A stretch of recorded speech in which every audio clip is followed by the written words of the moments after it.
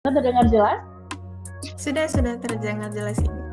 Oke, terima kasih. Lagi untuk Bapak, Ibu, Abang, Kakak yang sudah bergabung secara online nih melalui Zoom begitu ya? Nikah mungkin sudah punya anak dan sudah memikirkan biaya hidup untuk anak yang sangat besar itu pastinya ya, termasuk untuk biaya pendidikan.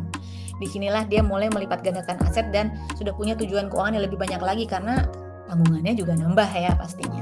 Karena kita berada itu akan menentukan jenis investasinya karena berdasarkan tujuan keuangan juga sudah sangat berbeda.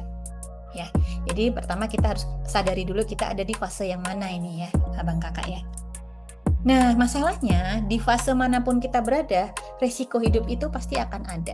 Yang kuning-kuning ini ya, Abang Kakak, ada resiko dalam hidup yang tidak bisa kita kendalikan. Ini adalah hal-hal yang tidak kita inginkan, tidak kita duga, tiba-tiba terjadi aja gitu ya.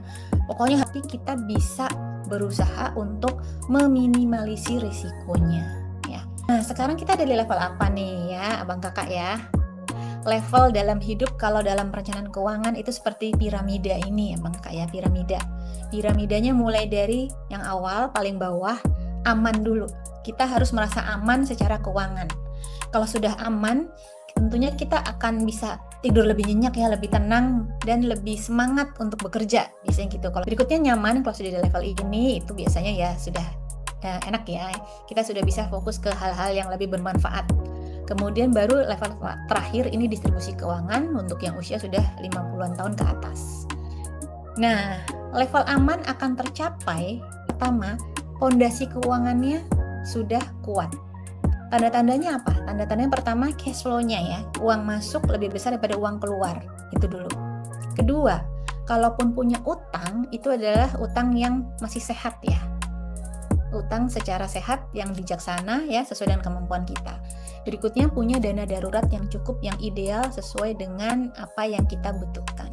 Berikutnya adalah selain tadi ya, juga bisa memanage resiko yang banyak tadi ya, Bang Kakak ya, kan resiko hidup banyak nih. Kita punya rencana untuk gimana caranya biar kalaupun resiko ini terjadi, kita sudah lebih siap. Walaupun ya tetap saja kita pasti akan harus pakai dana agak banyak untuk menutup ya resiko tersebut, tapi paling nggak kita sudah siap, punya dana darurat, dan punya asuransi sesuai dengan kebutuhan kita. Barulah kita ke level atas lagi, kita mulai berinvestasi sesuai dengan tujuan keuangan kita apa itu tadi, itu yang dicapai ya, itu yang ingin dikejar, maka kita mulailah pelan-pelan nyicil gitu ya, dari hasil kita menyisihkan gaji masuk ke investasi. Nah, kalau sudah di tahap itu, sudah mulai menikmati sedikit demi sedikit pendapatan pasif, maka kita sudah ada di taraf mulai nyaman secara keuangan ya. Oke, nah caranya bagaimana untuk mencapai itu? Ini ada beberapa langkah-langkah yang harus dicapai dan ini membutuhkan mindset keuangan ya. Membentuk mindset dengan cara melakukan kebiasaan baik tadi ya. Nah, yang di sini istri juga harus ikut edukasi keuangan seperti ini ya bapak-bapak ya. Sebenarnya sekarang banyak kok edukasi untuk ibu-ibu. Saya sendiri juga kadang-kadang buat edukasi untuk ibu-ibu. Karena apa? Biar nanti sama nih frekuensinya. Jangan si bapak sudah di level ini, ibu di level yang berbeda. Akhirnya komunikasinya jadinya nggak nyambung gitu ya.